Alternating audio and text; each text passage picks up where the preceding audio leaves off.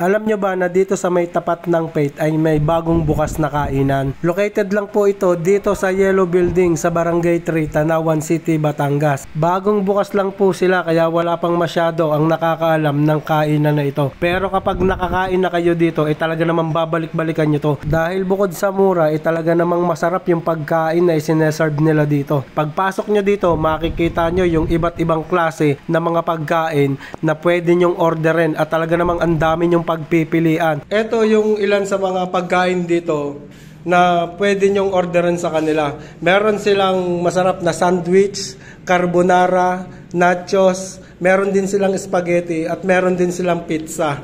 Yung mga drinks naman nila, ito yung kanilang overload.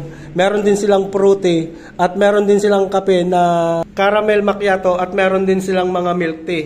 Dito lang po yan sa second floor ng Yellow Building. Makikita nyo naman, iyan yung Faith College. Kaya madali nyo lang po siyang makita. Yan po ang landmark.